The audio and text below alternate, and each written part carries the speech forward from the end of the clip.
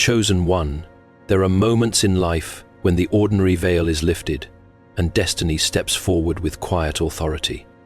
You may feel unprepared, even uncertain, yet something within you senses that a shift is near. Not every opportunity arrives gently. Some come like a storm, demanding courage before clarity. What is approaching you is not chance, but design woven long before you recognized your own worth. Brace yourself, for what is coming will test not only your readiness, but your belief in what you deserve. There is a peculiar trembling that takes hold of the soul when it is confronted with something far greater than it had ever dared to claim. It is not merely fear, though fear certainly plays its part, nor is it excitement alone, though the heart may race with a strange anticipation. It is something deeper, something older, a quiet collision between who you have believed yourself to be and who you are now being invited to become. The offer placed before you does not simply ask what you can do, it asks what you believe you are worthy to receive. For a long time, you may have walked in the narrow corridors of modest expectation, keeping your hopes measured, your ambitions restrained, as though greatness were a language meant for others.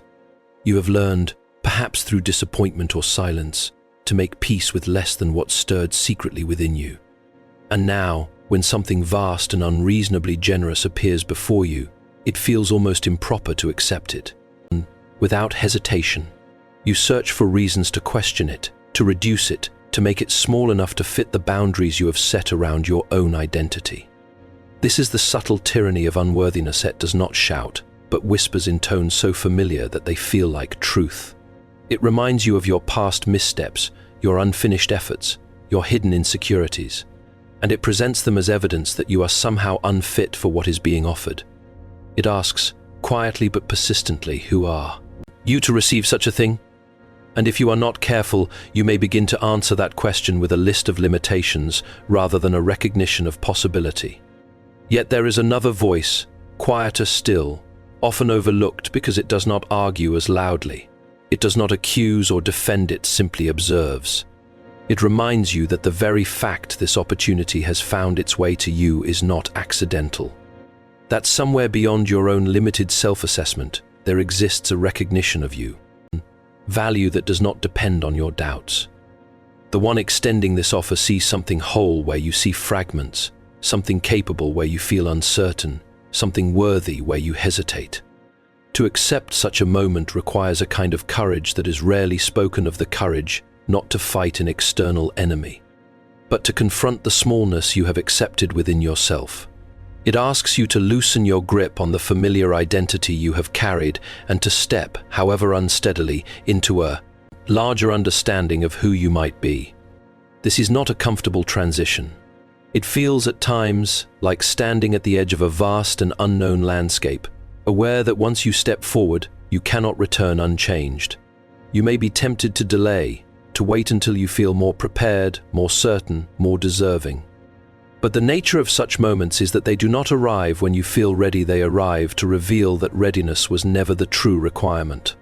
What is required is willingness, the willingness to believe that your worth is not measured solely by your past, but also by your capacity to grow into what is being asked of you.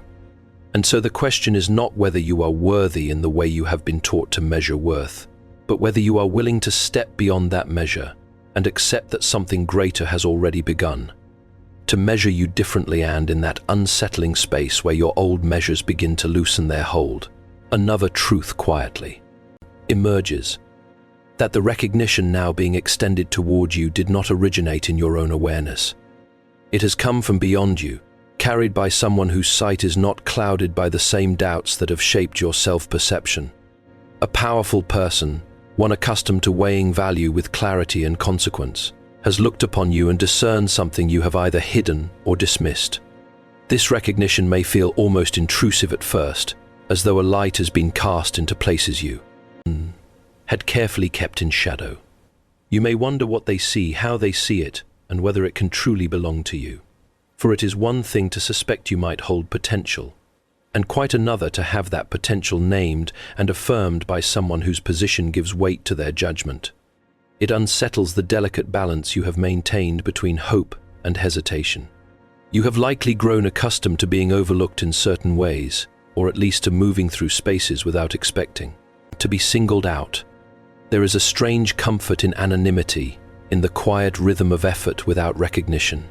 But now that rhythm is interrupted, you are no longer invisible in the same sense, and the gaze that finds you is neither casual nor mistaken.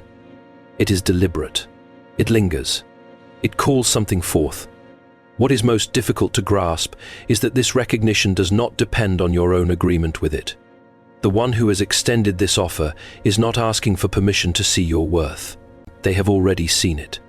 They are responding to something that exists independent of your hesitation, something that has been forming within you through experiences you may have considered ordinary or even burdensome, where you have seen fragments, small efforts, quiet endurance, unnoticed growth. They have seen a pattern, a coherence, a readiness that has gone unacknowledged by its own bearer.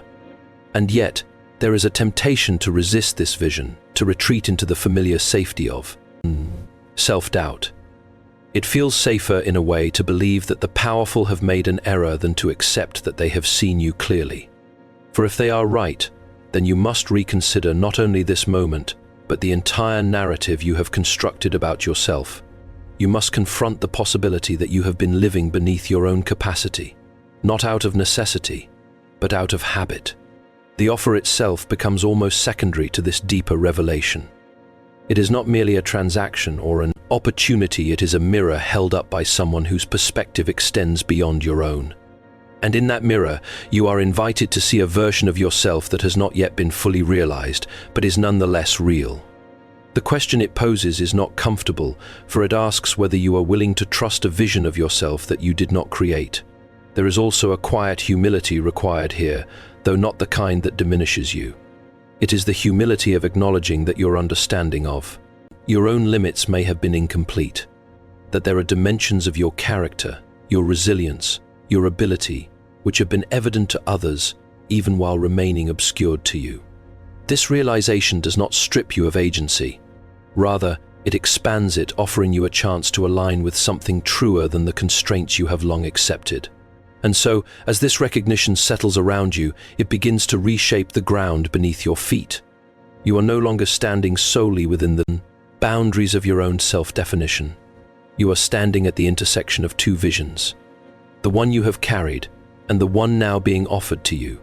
The tension between them is not meant to break you, but to stretch you, to draw you toward a fuller understanding of what has been present within you all along, waiting for the moment when it would be seen, named, and called forward into the light. And it is precisely at this intersection where a greater vision of yourself begins to take shape, that another voice rises with renewed urgency.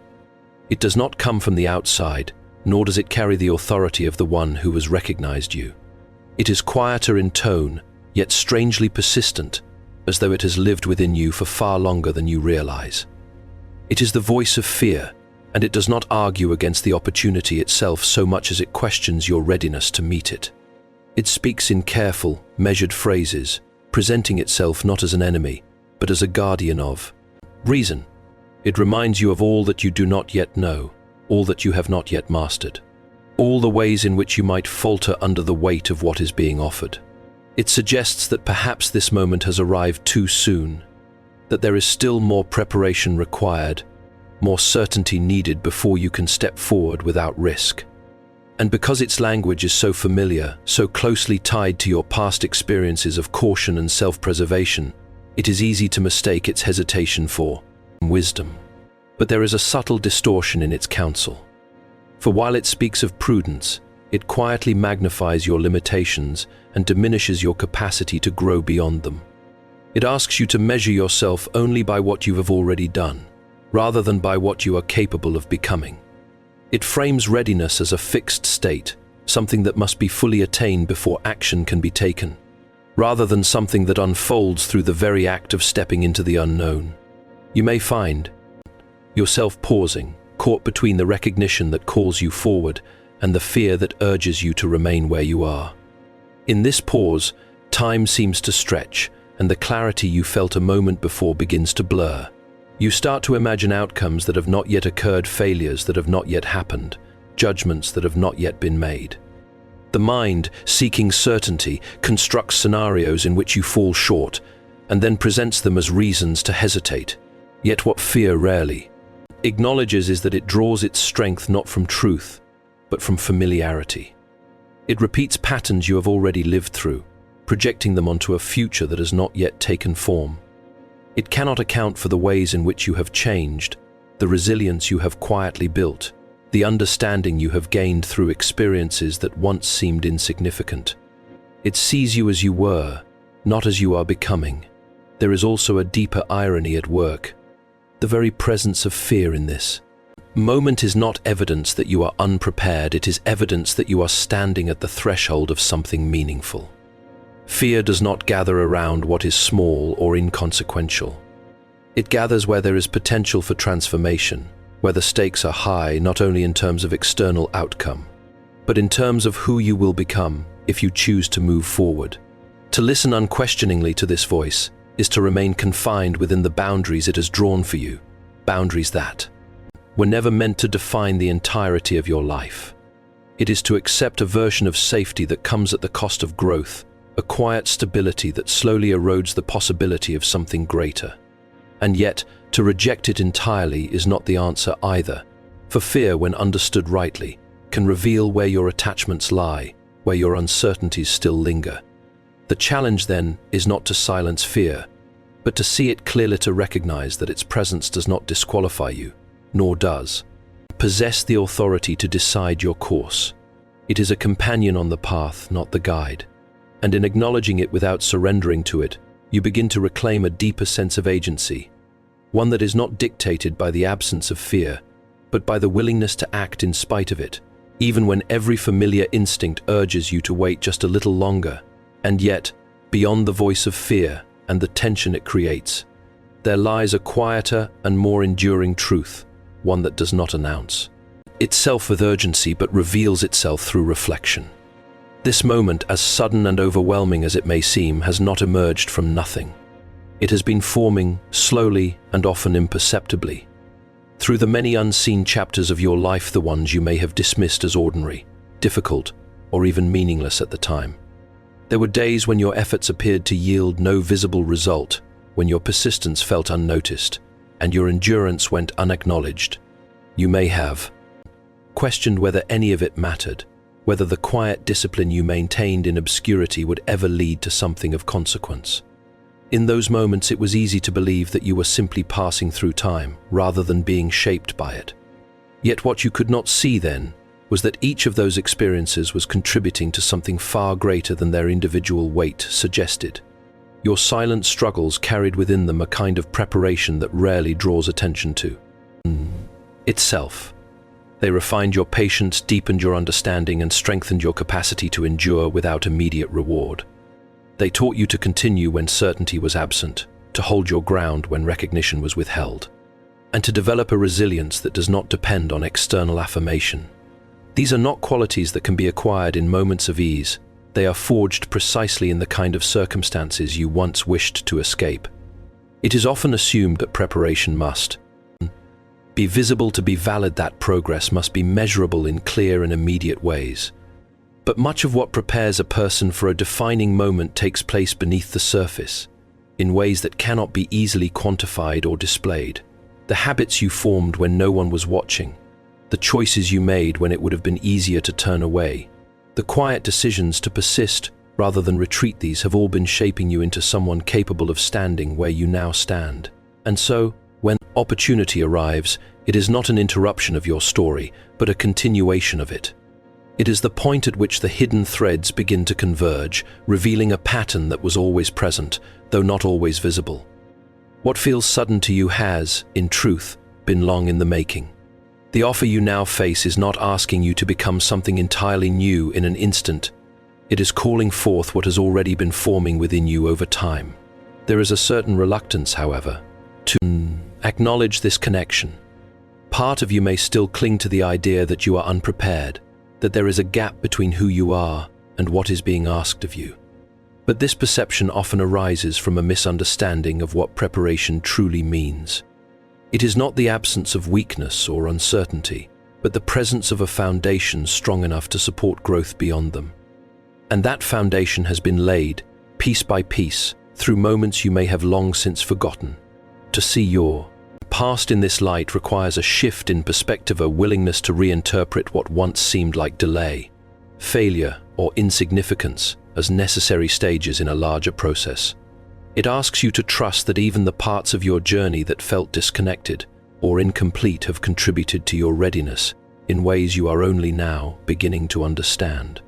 This does not erase the difficulty of those experiences, but it redeems them, giving them a purpose that extends beyond their immediate impact. As this realization begins to take hold, the present moment changes in character. It is no longer an isolated test of your ability, but a culmination of all that has come before.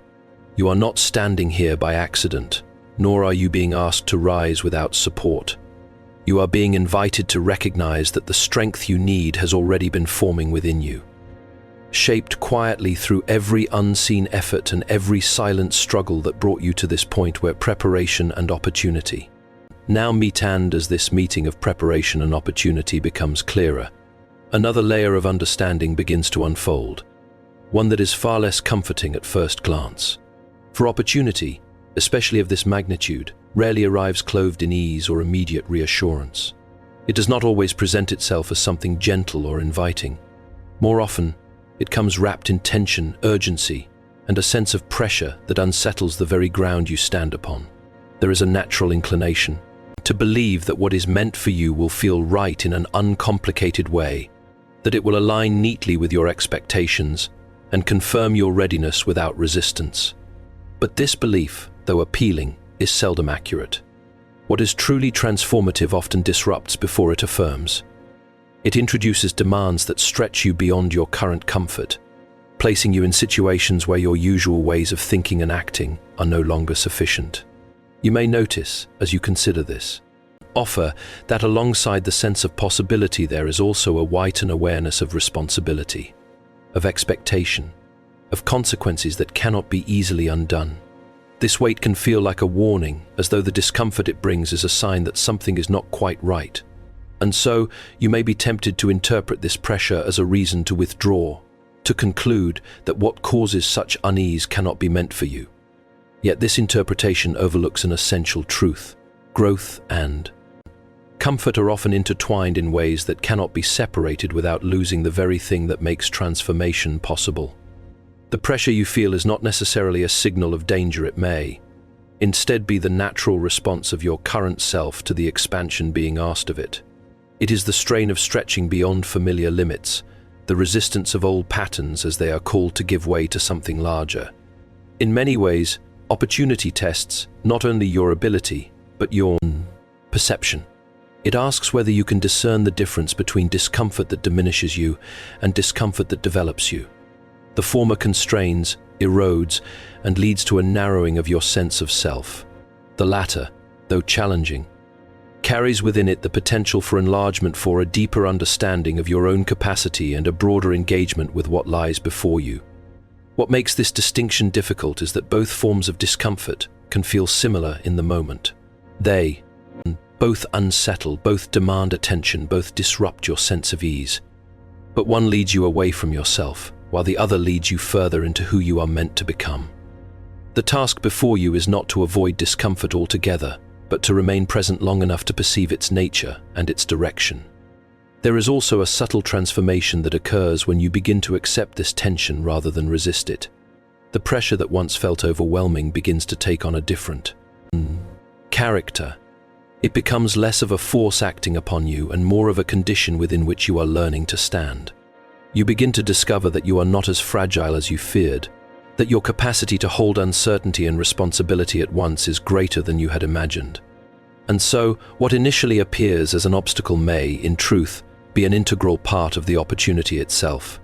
It is not merely something to be endured on the way to something better, it is part of the very process that shapes you into someone capable of sustaining what is being offered.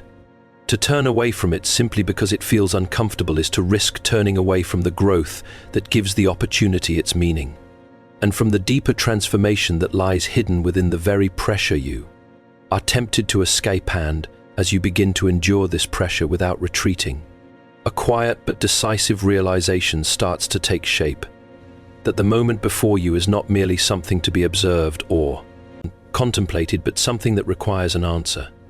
For all the forces that have converged to bring you here, the recognition, the fear, the preparation, the tension, they now gather around a single, unavoidable point of decision. What you do next will not simply influence events around you, it will begin to define the path that unfolds from this moment forward. There is a tendency, especially when the stakes feel high, to delay such decisions under the guise of careful consideration. You may tell yourself that more time will bring more clarity, that waiting will allow uncertainty to settle into something more manageable. And while there is wisdom in thoughtful reflection, there is also a subtle danger in mistaking hesitation for prudence. For some moments are not meant to be prolonged indefinitely. They carry within them a certain immediacy, a quiet insistence that asks not for perfect certainty, but for a willing response. Your response, however, is not limited to a simple acceptance or refusal of what is being offered. It reaches deeper than that. It reflects how you understand yourself in relation to this opportunity. To step forward is to align yourself with the larger vision that has been revealed to you. To act as though it holds truth even if you do not yet fully comprehend it. To step back is to remain within the boundaries you have known, preserving a sense of safety at the cost of possibility. Neither choice is without consequence, and neither can be made without shaping what comes next. What makes this moment particularly significant is that it resists neutrality. To do nothing is, in itself, a form of decision. Silence becomes its own answer, and in many cases, it quietly closes doors that might otherwise have opened. The path does not remain indefinitely suspended while you consider it. It begins to take shape in response to your action or your inaction. In this way, your response carries a creative power. It participates in bringing a certain future into being while allowing others to fade from reach. You may find yourself searching for assurance that your choice will lead to the right outcome, that there is a way to move forward without risk of misstep. But such assurance is rarely granted in advance. Instead, you are given something more subtle and more demanding. The capacity to choose without complete certainty, to act in the presence of unknowns. This is where responsibility takes on its full weight, not as a burden imposed from outside, but as an expression of your own agency. There is also a revealing quality to this decision. It exposes the extent to which you trust what has been shown to you, and perhaps more importantly, the extent to which you trust yourself to grow into what you cannot yet fully embody. It asks whether you are willing to let your actions reflect a belief that is still in the process of forming, or whether you will wait until that belief feels fully secure before you allow it to guide you. In making this choice, you are not simply responding to an external offer, you are participating in the shaping of your own identity. You begin to establish, through action, the kind of person you are becoming, the one who steps forward despite uncertainty, or the one who withdraws until certainty arrives. And once that step is taken, it carries with it a momentum that is not easily reversed, setting into motion a series of consequences, opportunities, and challenges that will continue to unfold. Long after this moment has passed, quietly tracing their origin back to the response you chose when everything stood waiting for your answer, and yet, even as the weight of decision begins to settle and the path ahead starts to take form, there remains one final resistance, more subtle and more persistent than the rest. It does not arrive with the sharp urgency of fear, nor with the visible strain of pressure. Instead, it lingers quietly in the background, shaping your thoughts with a kind of quiet skepticism. This is doubt, not the loud, immediate kind that startles you, but the slow and lingering uncertainty that questions whether what lies ahead can truly become what it promises to be. Doubt has a peculiar way of presenting itself as reason. It does not declare that something is impossible. Rather, it suggests that perhaps it is unlikely, that perhaps you have misread the moment, that perhaps what seemed clear is, upon closer inspection, less certain than you first believed. Invites you to reconsider not only the opportunity but your interpretation of it, as though clarity itself was something fragile and easily mistaken. What makes this form of doubt particularly difficult is that it often emerges after you have already begun to move forward. It does not always prevent the first step. Instead, it follows closely behind, casting shadows on the ground you now walk. It asks whether you have gone too far, too quickly, whether you have trusted too much in something not yet proven. And because it arises in the midst of action, it has the potential to weaken your resolve at the very moment it is most needed. There is also a certain persistence to it. Unlike fear, which may surge and then recede, doubt tends to remain, returning in different forms, adapting itself to new circumstances. If one question is answered, it produces another. If one uncertainty is resolved, it shifts its focus elsewhere. It is not easily silenced by a single act of courage, for it is rooted not in a specific moment, but in a deeper habit of questioning your own direction. And yet, there is something important to understand about this presence. Doubt often appears strongest at the threshold of transformation. It gathers where something is on the verge of becoming real, where an idea begins to take shape in action, where possibility starts to move toward actuality. In this sense, its presence is not merely an obstacle, but an indication that you have reached a point where what was once imagined is now seeking expression in the world. The danger lies not in the existence of doubt, but in the authority you grant it. If you allow it to define the limits of what is possible, it will steadily narrow your vision until the path before you seems uncertain at every turn. But if you learn to recognize it for what it is, a companion to change, rather than a verdict upon it, you begin to loosen its hold. You see that its questions, though persistent, are not final answers. There is a quiet strength required here, one that does not depend on the absence of uncertainty, but on the willingness to continue in its presence. It is the strength to hold your course even when your feelings waver, to allow your actions to remain steady, even when your thoughts begin to circle. This does not mean ignoring doubt entirely, but rather placing it in its proper position, not as the judge of your journey, but as one voice among many, incapable of determining your direction on its own. This way, doubt becomes less of a barrier and more of a threshold. It marks the point at which your commitment is tested, not by external opposition, but by the internal question of whether you will continue to move forward when certainty is no longer guiding you.